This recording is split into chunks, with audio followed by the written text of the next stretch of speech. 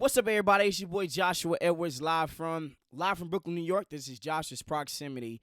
Hey, I've been consistent for the most part this NFL season. I told you guys I would. I missed last week, which was the first week that I missed this entire NFL football season. And now we're heading into week 14 of the NFL regular season. But I do want to fill you in. I just turned 30. So let's go ahead and give myself a round of applause. The big 30. Had a surprise birthday party leading up to Thanksgiving. Was a great Thanksgiving. Spent time with family, with my mom, my grandma, friends, loved ones. Saw some people that I haven't seen in quite some time. Shout out to my boy Tim, my best man Butts, and my line brother Isaiah Gaddy as well. But without further ado, Josh's Proximity, let's go ahead and jump right into it. So, I think that this has not been talked about a lot in the NFL this season.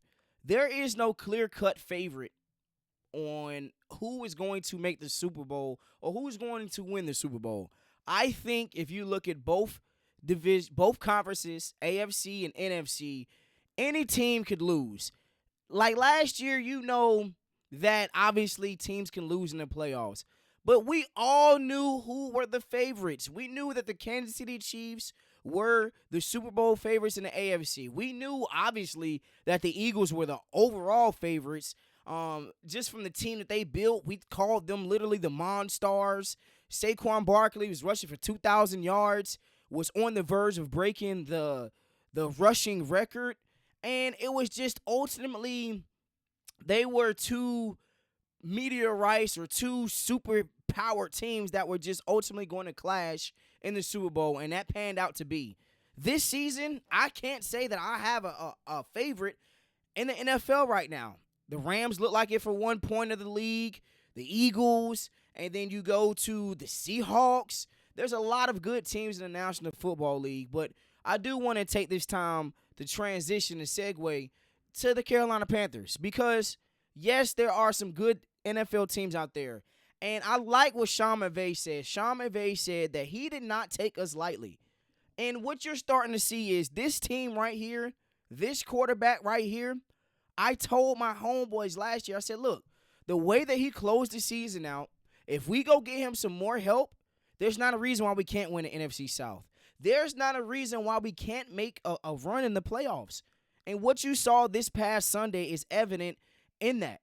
You look at Bryce Young, a guy that was frowned upon by most people. Most people said that the Carolina Panthers selected the wrong pick at the number one spot. It was C.J. Stroud. And what I kept telling people, or anybody that knows football, look, they're in two totally different situations. I thought Frank Reich wasn't the head coach that we should have hired. I thought that C.J. Stroud's supporting cast was a lot better. You had Nico Collins. You had, what's my guy?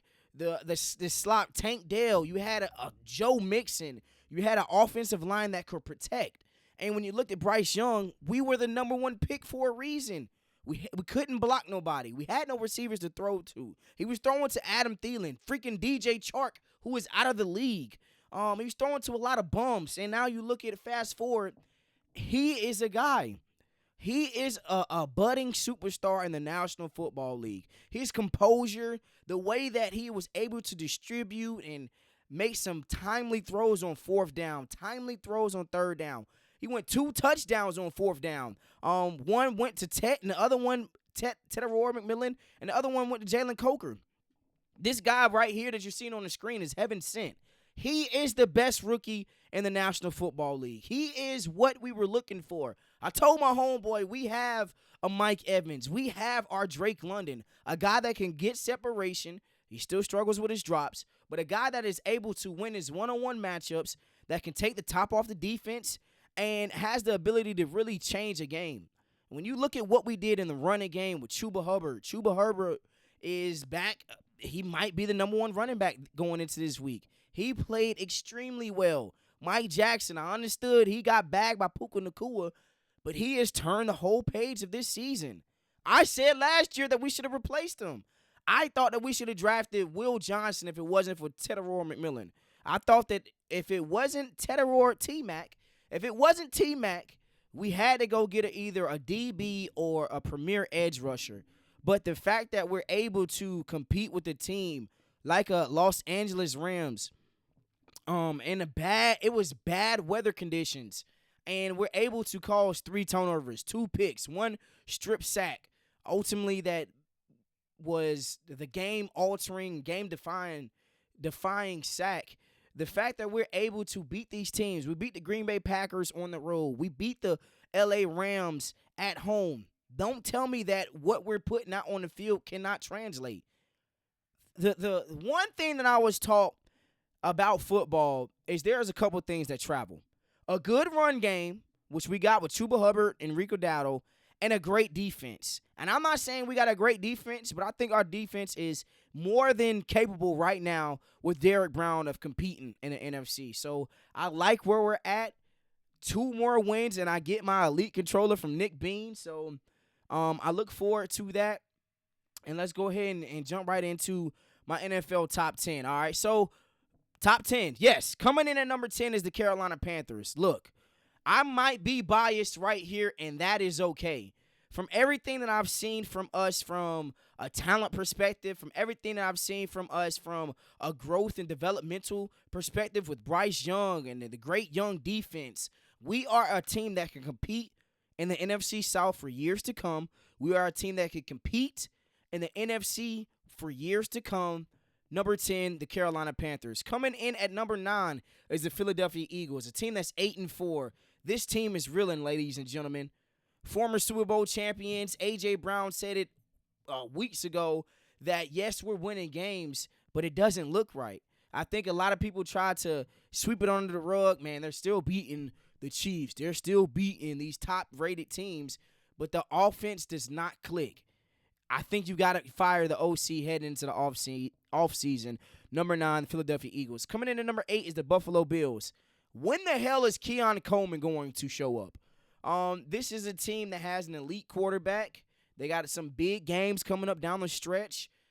They have the reigning MVP, but they gotta find ways to string it together. Continue to lean on the run game with James Cook a little more. Number 8, the Buffalo Bills. Number 7, the San Francisco 49ers. Now, you're going to see 3 teams in the NFC West that is in my top 10. The 49ers are a sleeping giant. I don't think Kyle Shanahan gets enough credit for the coaching job that he's doing with the San Francisco 49ers. I think he's a stud. At number 7, the San Francisco 49ers. Coming in number 6 is the Denver Broncos. Yes, a 2-win team is the number 6 spot. I don't like what I'm seeing offensively from them. Yes, they can stop the ball defensively, but when it's time to actually go out here and put up some points, what does that look like? At number 5, the Denver Broncos. Number 6, the Denver Broncos. Coming in at number 5 is the Seattle Seahawks. Now, ladies and gentlemen, this is the best defensive team in the National Football League. If they can find a way to continue to expand on the receiver output, I think they're relying a little bit too much on Jackson Smith and Jigba. You got to find Cooper Kupp more often. They got to find a way to continue just to run the ball. But defensively, Mike McDaniel is a stud coach. Number 5, the Seattle Seahawks. Coming in number 4 is the Green Bay Packers. Jordan Love, hey, you're on the clock. Your defense looks good. You looked good last week, but can you continue this trend heading into the wee hours of the NFL regular season? You're right there on the cusp of winning the division. You're right there on the cusp of either a 1 seed or a 7th seed or a 6th seed. That's how tight the NFC race is. At number 4, the Green Bay Packers. Coming in number 3 is the Los Angeles Rams, a team that lost to the Carolina Panthers. This team is still an elite team. Maybe it was a bad day at the office. They were able to run the ball, but we did some things well as well, the Carolina Panthers. But this team overall, Matthew Stafford, let's see if he reverts back to the old Matthew Stafford or he stays exactly what he was doing early on in the season. At number 3, the LA Rams. Coming in number 2 is the Chicago Bears. Now, a team that right now they're playing the best football in the NFC. You beat the Eagles. They're able to run the ball with DeAndre Swift and Monangai. They're able to push the ball down the field when need be. They still have got to find a way to get DJ Moore the ball. Please, I'm begging. I need it for fantasy purposes. At number 2 is Chicago Bears. And at number 1 is the New England Patriots, a team that can do everything pretty well. Mike Vrabel deserves to be in running for Coach of the Year. This team deserves to get all the praise and admiration that they have. They're able to play great defense. Drake May looks like an MVP front runner or one of the favorites to win the MVP at number one. The New England Patriots. So now let's talk about my predictions for this week. So great game on tonight. Cowboys versus Lions, Thursday Night Football. The Cowboys look good, y'all. The Cowboys can move up on my top 10 list if they win tonight. With that being said, I don't think that they win. I'm going Lions, man. I think Jahmyr Gibbs and this offense finally finds a way to click. They need to. Titans versus the Browns? Give me the Browns. I think Shedeur Sanders gets his second win on the season. Seahawks versus Falcons. Give me the Seahawks. And I might make a full slate of this. The Colts versus Jags. If you know anything about this matchup, the Colts do not win in Jacksonville. I think this changes this weekend. Give me the Colts. Vikings versus Commanders, or Commanders versus Vikings in Minnesota. Marcus Mariota. Jaden Daniels ain't playing. I'm going to go the Vikings. J.J. McCarthy. Bengals versus Bills. The Bengals need this win badly. Joe Burrow's back, baby. Give me the Bengals. Saints versus Bucks. I need the Saints to win. I think the Bucks are going to win, but I need the Saints to win. I'm pulling for them harder than any other team right now in the NFL. Steelers versus Ravens in Baltimore. I don't think the Steelers win, bro. I really don't. I'm going to go Ravens. This is probably that's probably the only game in this weekend that I stay away from. Dolphins versus Jets. Give me the Dolphins in this matchup. Broncos versus Raiders. Broncos. Rams versus Cardinals. I think the Rams blow them out. Bears versus Packers. 425 game. A great game. Whoo! This might be another game that I'm staying away from. But I like it. I'm going to go to Packers. Texans versus Chiefs. Sunday Night Football. My daughter is actually coming in right now. Come on, big girl. Come on in here. Oh, there you go. The Texans versus Chiefs. Who you like, baby? Like the Texans or Chiefs? Yeah. She said yeah. I'm going Texans. All right. She's going Texans. I think I'm gonna go to Chiefs though. And then the Monday Night Football game, Eagles versus Chargers. Give me I'm gonna go Eagles in this matchup. Hey, but once again, man, I think my daughter just pooped, so I gotta go change her right now. Once again, Josh's Proximity, we out. Say bye, baby. Bye, baby. No, say bye. Bye. Good job.